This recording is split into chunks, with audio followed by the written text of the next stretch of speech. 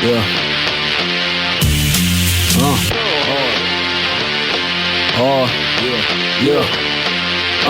Militant-minded general, nine gripped, equipped with blades and a pen that can sharpen your spine's tip. Level-headed, though my mind flips from side to side. With an acrobat's experience, after I stick it, I'm luring down a demon-possessed Ahiye. Seems Jay's the best for the job with no code.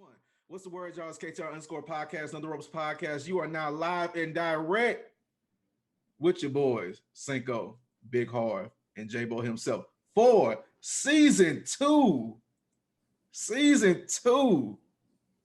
Dose. The first episode of season 2 of Know the Ropes Podcast. Yes, we're going to do a season every year. We're done with the year when we started our podcast. So we just had our 1 year anniversary. So we're starting fresh, live and direct with season 2, episode 1. My brothers, how are y'all doing today? Boy, I'm alive and well. Season 2, fresh as hell. I'm good. How about y'all? I'm blessed. Can't complain. Highly favored with my bottle of Bel Air today. Oh my God, dude. No reason. Big Harv, how you feeling? Chilling. I'm good. Good. Look like you're in good spirits. No, got a glow going on. Skin flourishing and everything. Hair all out of place. But anyway, before we get into the topics for today, be sure to do this one little simple favor for us. Go follow us on all social media platforms, KTR_podcast, Twitter, Instagram, Know the Ropes Podcast, Facebook, and YouTube. Know the Ropes Podcast on all podcast platforms, Google Podcasts, Spotify, Anchor, Apple Podcasts, Podbean. We are on everything. And don't forget to get your merch at ProWrestlingTees.com/KTR Podcast. It's season 2. We got to deliver and go stronger and go harder from last year. So let's get it and let's go.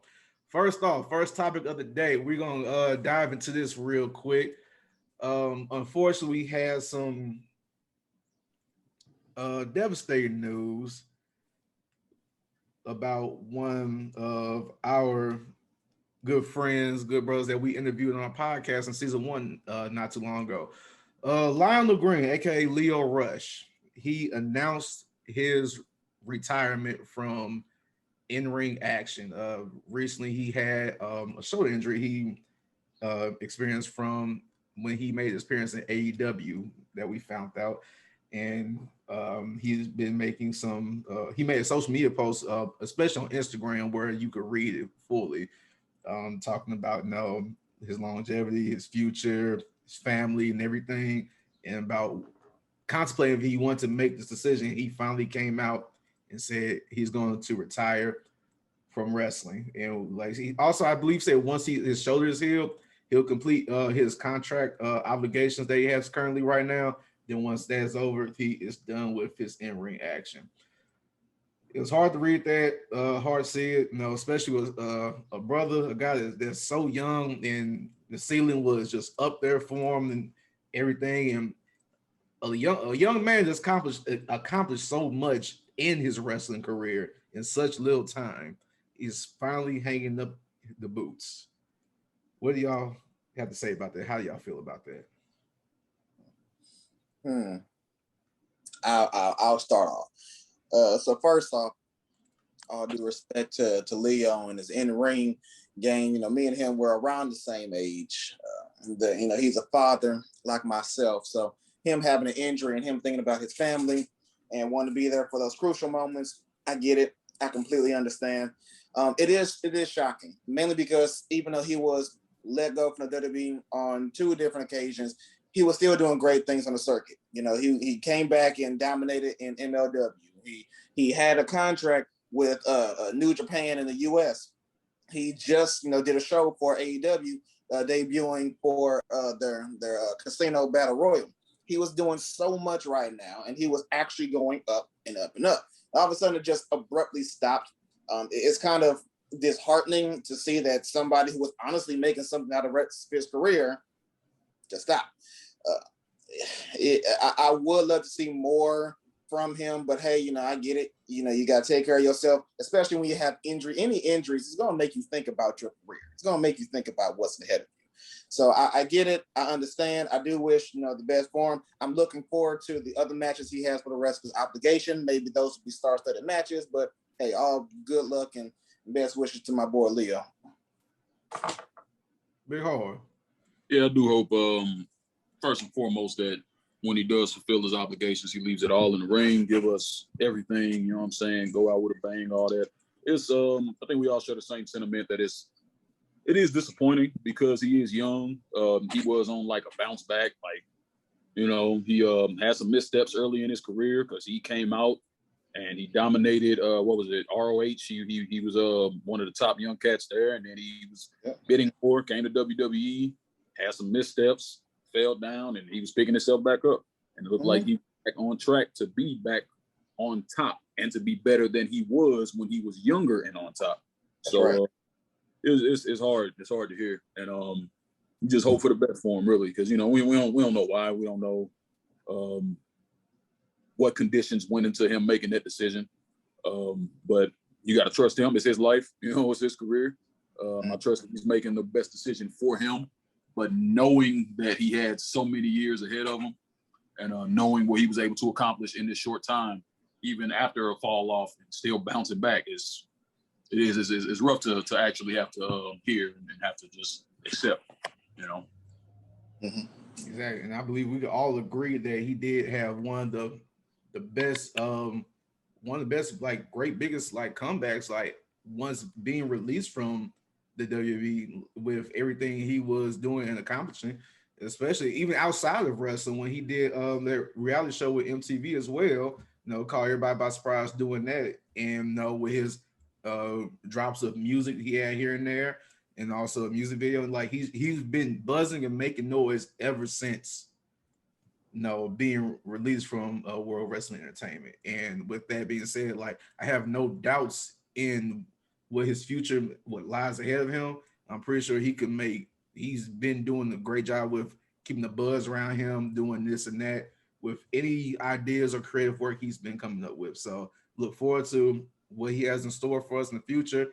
Look forward. I'm pretty sure he's gonna be dropping more and more music now since he has more free time, and we look forward to all his goals and accomplishments he will have in the future.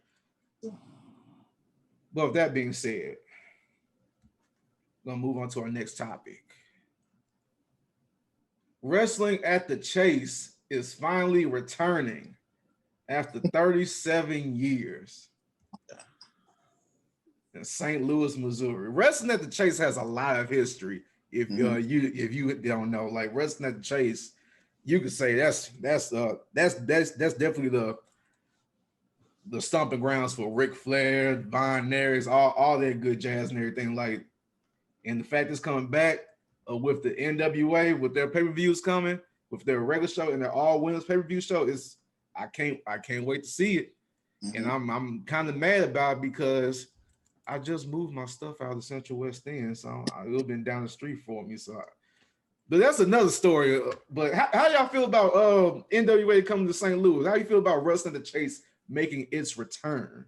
I don't think people realize really how big wrestling is in St. Louis, in Missouri, in the Midwest period, or how big it used to be. Yeah, man, this is where a lot of people have their stomping grounds. A lot of legendary wrestling teaching schools were through here. A lot of people settled here. A lot of people had to come through here to train. So I'm excited for it.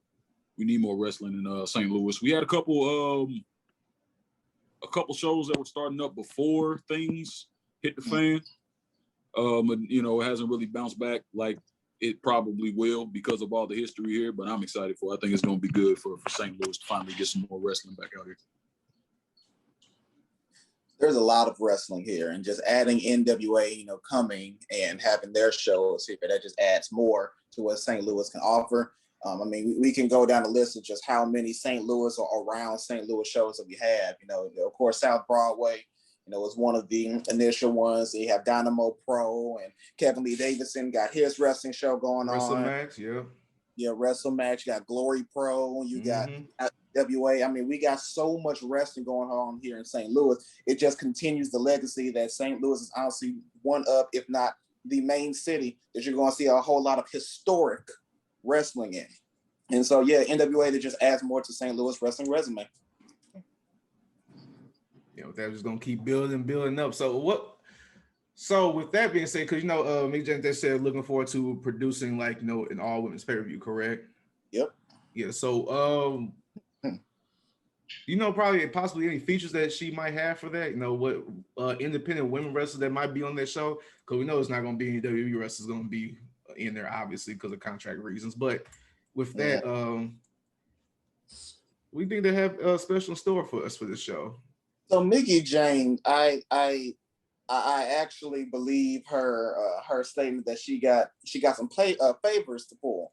Mickey James, she's been around for a while, and of course, she's currently married to the current NWA World Champion Nick Aldis. So I feel that she's going to bring out wrestlers that probably hasn't wrestled in a while, but can put on some good matches. I'm pretty sure she's going to make sure that some dream matches will take place. I'm trying to think of who I would definitely put on the card, but no, there's going to be some. This is going to be better than Evolution or whatever that we try to pull for as far as an all women show. So I have faith in that at least. Big Harv. I agree, but you can't really. It's hard to predict who will be there because there are so many legendary women who haven't really had much to do lately that could be on the show. I think the biggest that could possibly. I don't know if she's still part of WWE or not because they've been dropping a lot of their legends lately, but NWA, I think Trish might show. Mm-hmm. They might be able to get her out there. That'd be real big pop for them. Newsworthy, you know what I'm saying? So I'll go with that. I'm all for it, and I'm shoot. I can't wait to see. Honestly, like I said, I'm all for it. Can't wait to see what they got in store for us. But it's funny that you brought WWE with them dropping people left and right because they have some more releases within the WWE. And I know in our last show we did mention the fact that they dropped a couple people. Besides the employees, we mentioned that Josiah Williams got let go. They released Tom Phillips, and also they released the other Monday Night Raw commentator, forgot his name, but they got a new guy in now. But with that, they released some more wrestlers on top of that since our show. And those wrestlers are Braun Strowman, Aleister Black, Lana, okay, Ruby Riott, Buddy Murphy, hurt. and there was one more. I forgot her name, but she was with the NXT side. And please forgive me because I can't remember off the top of my head. But yes, she was released as well. Yes. So with these releases, I'll go first real quick. Let me speak on this real fast because I'm about the money entertainment in my perspective. Mm-hmm. First off, we're gonna start off with Braun Strowman. I feel like that was the worst decision ever. Complete garbage. And like I've been seeing people on Twitter left and right talking about they understand this and that. I've seen like a lot of forums. I've been in chats and people is just saying like, well, he's limited here, limited there, and it's way beyond that. Because first off, you wouldn't be paying a man $1 million for no reason. That's right. Braun Strowman is a big draw, no matter how you write it down, describe anything. He is money. No matter what you do, like the whole get these hands gimmick, gold. Then they transfer to the Strowman Express, gold. Like, and he's a good overall crowd favorite when he comes out. Yeah. No matter if he is, if you believe in your thoughts, limited in the ring, or if he's limited with personality, charisma, because he plays a monster. And so when you're playing a monster, of course, it's going to be things that you're going to do and not do. All he's going to do or supposed to do is yell in your face, do this and that, and that's it. I didn't see the problem. I'm like, what more? I mean, clearly he's not obviously 7 feet tall, but he has a massive stature. And so with that, it's like, what more are you going to expect from a guy of his size? You want to see him doing moonsaults, drop kicks, and everything? No, that's not him. Do you want him to be more colorful and have a personality. That's not his character. He's a monster, so he has to play that. And also, I was seeing they were talking about. I'll just read little reviews and spoilers here and there, talking about because they have like what's name Apollo's backup. What's name? I forgot his name. Commander. Commander something. Him and almost, since they're like taller and bigger than him, they're supposed to be like the next giants coming up. But at the same time, at the end of the day, they're not on his level. Respectfully, they're not. And so with that, you should mainly keep him around instead of worrying about trying to build these guys up, because I'm pretty sure if you put these guys in a one-on-one match right now against each other, I'm pretty sure it won't go as smooth as if you will put a match with Braun Strowman in there. It's gonna take a couple years for these guys to develop to get to that kind of level. So with that, I feel like it was just, and like with Braun Strowman, you could do plenty of things with him with all like work outside of you, with like entertainment, fundraisers, philanthropy, things like that, mission statements, whatever. He'll be a great ambassador. That could be your next big show right there. Yeah. Even though it's kind of soon, but he could have played that role that Big Show was playing when it came to all the stuff he was doing behind the scenes, which makes a lot of sense because he's a good guy behind the scenes. It feel like people liked him a lot, so like I didn't see what was wrong with him. But moving on from that, before I keep going on a rant with him, Ruby Riott, I feel bad for her because they never gave her a true opportunity with the women's tag team titles. Now they break up her and Liv Morgan and just making the women's tag team division just getting diminished at this point right now. So it's really no point of it, honestly. And I can see how Harv feels about the women's tag team division. What else? It Murphy took and Aleister Black. right spot. Yeah, go ahead. Murphy and Aleister Black, two talents, great talents that they just cut for no reason because they couldn't figure out nothing else to do with them. It was not really their fault because they did their job. They did what they were supposed to do. They did the storylines that were needed, and they just cut them because they couldn't figure out anything.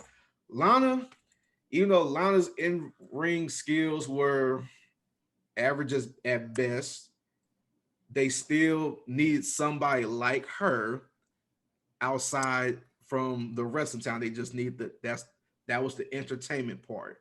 That's what she played because she was perfect when it came to stuff like Total Divas, or I'm not sure if they still do like calendars and stuff like that for like the women and stuff like that. But she's an attractive woman. Not trying to like throw shade to any other woman on the roster, but she's one of the top tier, good looking women in the WWE. And so you need that because that sells. That's just money talking right there. It's being real. But I guess since they're bringing on Eva Marie, I guess she's gonna take that Lana role, I guess, whatever. But that's neither here or there. And I think that's it. That's all people I think. Yeah. So yeah, I'm done now. Here, let me go. Let me go ahead and get all this off my chest. Cool. First, let me start off with Braun. I'm not gonna lie. When Braun debuted with the Wyatt family, I wasn't too interested, not because of who he was, but because they just introduced him as just this big guy. That's all. It wasn't until the 2018 Money in the Bank ladder match when Braun Strowman came in and decimated everybody. He wasn't just a big guy. He was a scary, intimidating big guy. And that sold, and it worked. That worked for him as a face, and it worked for him as a heel. It worked. To go off Cinko's point, yeah, he could have definitely been an ambassador. He's good behind stage. He's good on camera. He got the look. He got the size. He got the in-ring persona. He got the marketing. He got the merchandising. He got the catchphrases. He got everything that you would want on top of the fact that he's a big man. Cinko pointed out the whole, he's big and he's limited. I would not put the term limited on Braun. I would not. He's way more than what you expect out of a big guy wrestler. So I think that was just the biggest mistake. Over the years, it wasn't that they had nothing for him to do, even though he had accomplished a lot. They just did not focus on him. That was the problem. They didn't focus on the fact that, hey, you got a, no pun intended, big commodity right here with you. But that's just a loss on their end, honestly. Braun will be good if he does decide, because even though in 2020 he did make a comment saying that he would never wrestle for any other wrestling organization outside of WWE. I don't believe that anybody who picks him up is going to pay him some real buku money, and they're going to use him well. Ruby Riott, personally, I don't think WWE ever truly liked her. They just looking at her career, they never really gave her a chance. I remember when Ronda Rousey was there, and she was just getting decimated every single week for no reason. It's not even an opportunity thing. I just think they signed her because I know somebody behind stage liked her, and she just been screwed over ever since. So upsetting with her. Aleister Black, in my opinion, they would have never used him to his full potential. They just wouldn't. He got a good character, and he has an amazing in-ring prowess. WWE is not going to take advantage of that.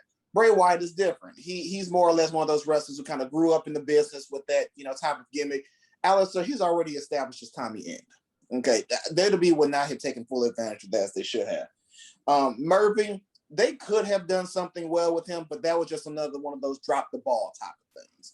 Great wrestler, good on the mic. He definitely can play the heel role. I'm not too sure about the face role, but definitely can play the heel role. They just dropped the ball with that one.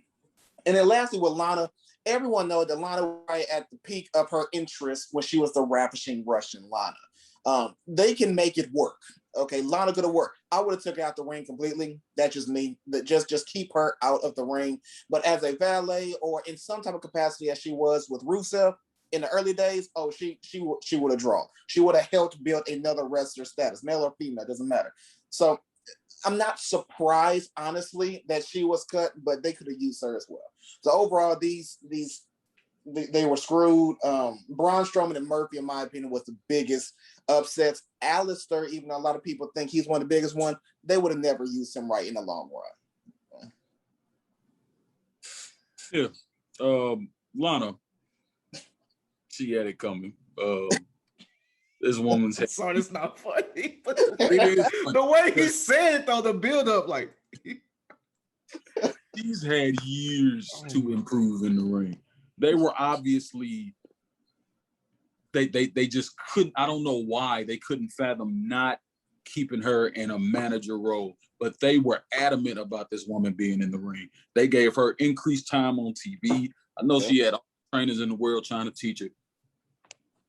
Didn't stick. All right, not even a little bit. Not at all. All right, Lana had it coming. Her husband was gone. I questioned when they got rid of him. I questioned why she wasn't gone yet. So I wasn't surprised by Lana. I felt like it was a matter of time, especially with them bringing back Eva Marie, who I don't understand either. They fired her once because same thing. She had all that time to improve in the ring, never did. I don't see her staying around much longer this time. Ruby Riott, that was disrespectful. To y'all credit, I don't think they ever really had intentions of using her much past how they used her. I think she was another victim of WWE buying up everybody, giving everybody contracts on the indies just to take you from where you were and keep you out of the hands of the competition, and then just being like, all right, we don't need you no more. Right. She spent really her best years being cannon fodder for the rest of the women's division.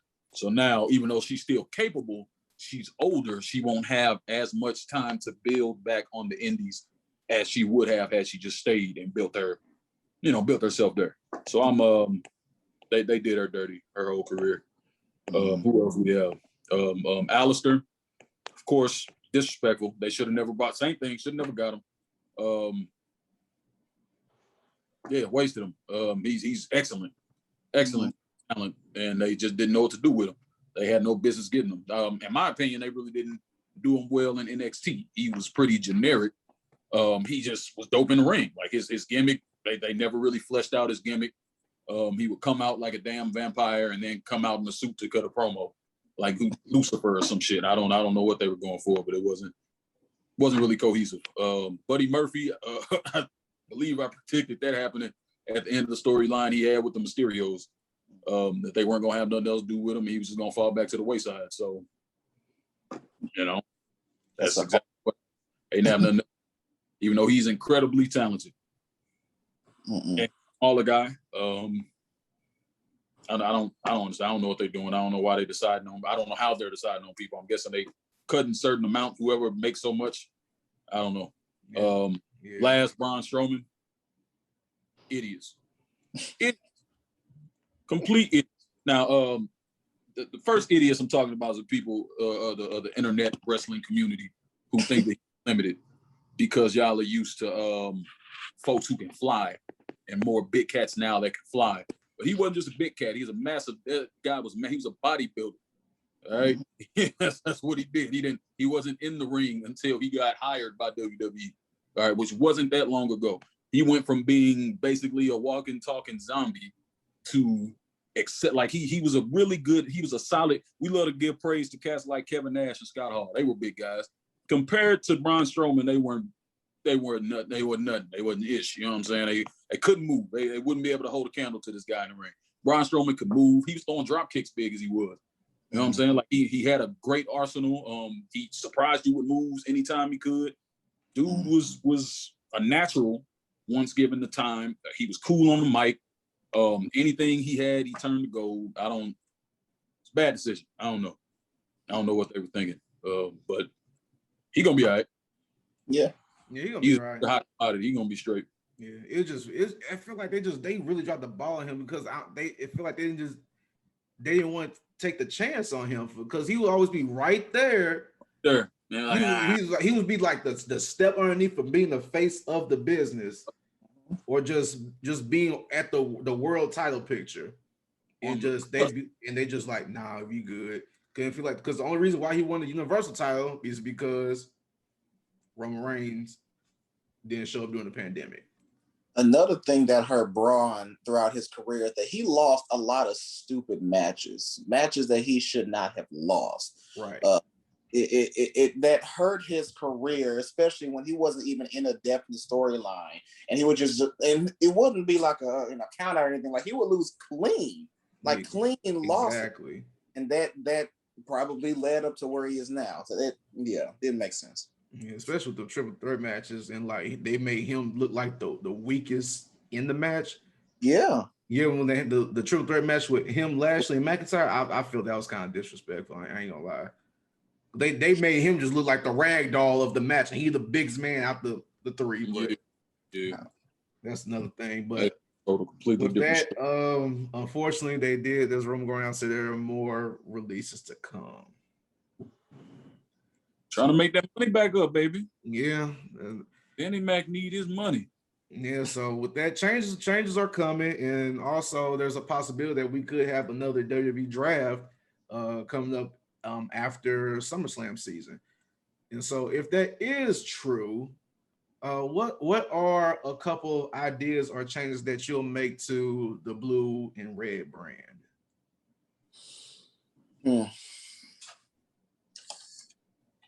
Ricochet going to Smack.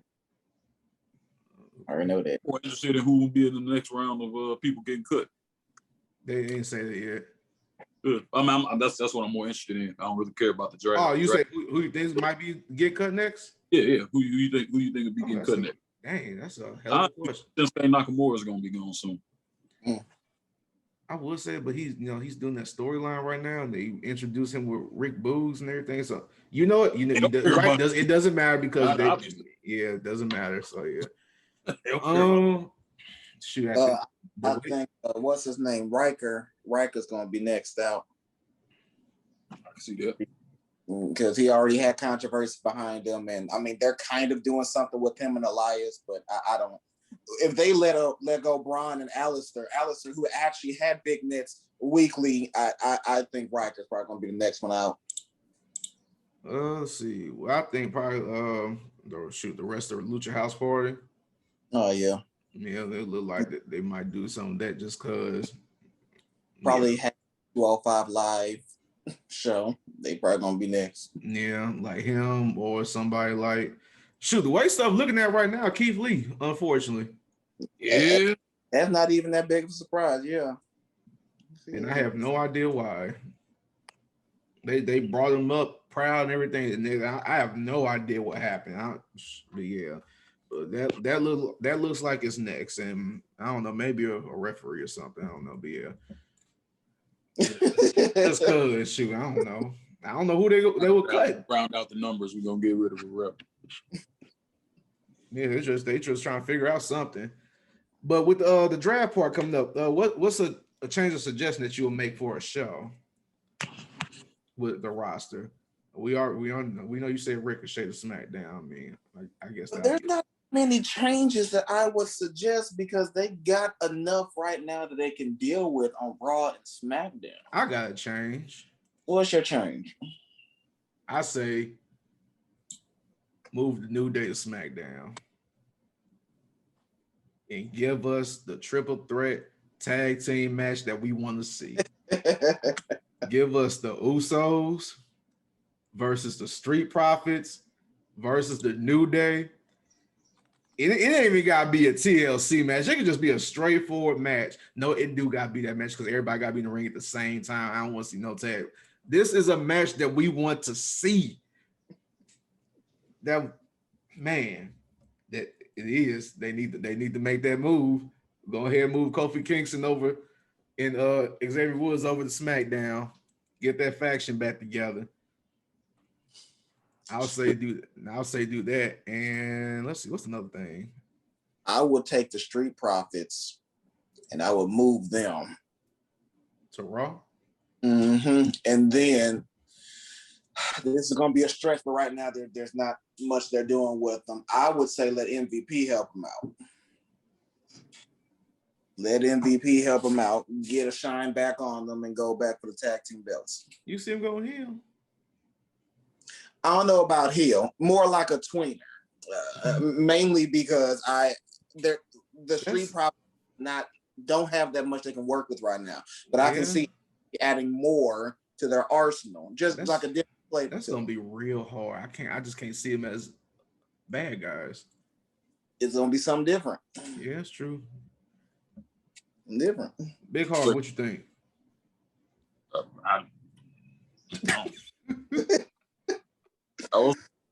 They keep firing people like they're running out of real prizes for people. Like, you know what I'm saying? The draft just happened. They just push people. So what's the right? That's what I was saying. Like they got enough they can deal with right now.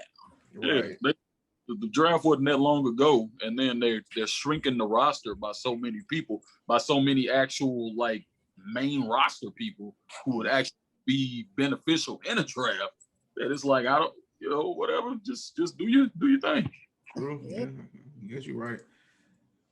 But I'm calling SmackDown. But anyway, so that's all the time we have for today for the show. Season 2, episode 1. Thank y'all for tuning in and listening. Oh yeah, one more thing. We got our lightning round. We're gonna bring that back for the one time. Lightning round. Y'all ready? I guess. Good. This is for the NXT in your house predictions. First, we're gonna go with the $1 Million Championship ladder match. Cameron Grimes versus LA Knight. Who y'all got? Grimes. I'm gonna go with LA Knight. But Cameron Grimes is hilarious. I don't want to be against him, but it's only right that I go against him. All right, next we got the winner takes all tag team match. Bronson Reed and MSK versus Legado del Fantasma. Whoever wins, they'll get both the North American Championship and the NXT Tag Team titles. So who y'all got for that one? Go with Bronson Reed and them.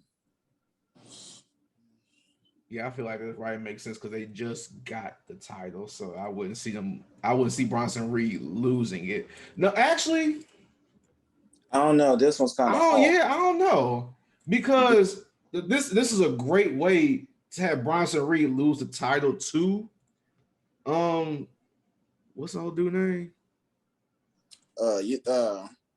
Escobar. Yeah, Santos Escobar. That's the best way I could see him lose the title to him without him actually losing. Yeah. If somebody from MSK gets pinned. So I can really see Legado del Fantasma winning this match. So I'm gonna go with them actually. I'm going with Legado mainly because the tag team already tried to go for the belts and they didn't win. But yeah, like this is an opportunity for Escobar to actually keep rising up that ladder for the Cruiserweight title, North American title, and eventually go after the NXT title. To me, it makes sense, especially with the setup. I don't think he's going to beat Bronson straightforward. So yeah, the 6-man will make more sense. Hard. Oh, you said Rhea, I'm sure. Yeah. Okay. Yeah. Shoot, Escobar probably the best NXT superstar on the roster right now. Anyway, NXT Women's Championship match: Raquel Gonzalez versus Ember Moon. No disrespect to Ember Moon, former NXT Women's Champion, former NXT Tag Team Champion, but she's gonna get destroyed in this match. They let her star fade, man. She's and she was one of the top women in the world when they signed. One of the top in the world. She's nothing now. I'm not excited about her at all. I don't care. Raquel, like, man, she's better on every level for real. Like, as far as charisma, she's cool in the ring and everything. Her gimmick is good. Ember, she fell too far. Yeah, I'm going with Raquel too as well. That's sad, man. When you think back on stuff like that, how many people were on top of the world? Yeah, and just get reduced. Nothing. Crazy. Next, we got Mercedes Martinez versus Xia Li. Xia Li. I'm going towards Xia for that one because they got to keep building that character. Yeah, that's a good point, man. I'm going with Xia too as well. Yep. And last but not least, the NXT Championship Fatal 5-Way match: Karrion Kross, Pete Dunne or Dunne. I keep forgetting. I don't know why. Pete Dunne, yeah. Dunne. Yeah. I don't know. I read the name like this just throwing me up. I know his name is Dunne. So yeah, like I said, Karrion Kross, Pete Dunne, Johnny Gargano, Kyle O'Reilly, or Adam Cole. My heart is telling me Adam Cole, but reality. No matter what match it is, you're always going to have your heart towards Adam Cole. I know, so I don't know. Even though I know he's not going to win, I'm still going to say Adam Cole. Go with Adam Cole for this match. You know he's not going to win. My gosh, no, I'm going for Karrion to defend. I think WWE they have a lot of faith in Karrion Kross for some reason. No disrespect, but I'm not seeing the main event field they're getting from Karrion Kross, but apparently NXT does, and I think they're going to continue that with him beating Freak. And I think that's why they got this 5-way match, because they're trying so hard to make him a believable champion. So I think he's going to have to come out on top, unfortunately. By having him beat 4 other top contenders, because I never saw it either. Who did he beat originally for the title, and then he got injured? Wasn't it Keith Lee? Keith Lee. I questioned that as soon as they did it. Like, they didn't make any sense to me. Beat Keith Lee, then beat Finn Balor. Yeah, I don't get it at all. But yeah, I feel the same way as you, J-Bo. I feel like that's what they're gonna do. Dunn is my guy though, so I'm a hope for him. Right. I would love for Dunn to win. I just don't see. It's gonna be Karrion Kross, yeah. All right, now that's all the time we had today. Thank y'all for listening. Thank y'all for tuning in for our season 2, episode 1 of Know the Ropes podcast. And like I said, do this one simple thing for us. Follow us on all social media platforms: KTR_podcast, Twitter, Instagram, Know the Ropes podcast, Facebook, YouTube. Know the Ropes podcast on all podcast platforms: Google Podcasts, Spotify, Anchor, Apple Podcasts, Podbean. We are on everything. And don't forget to get your merch at ProWrestlingTees.com/KTR podcast. This is season dose right here. Episode 1. KTR, and we are out. What should they do, Victor? I had like 5 shirts. We got a deal. All right. Buy one, buy another one. Pump those numbers. Yeah.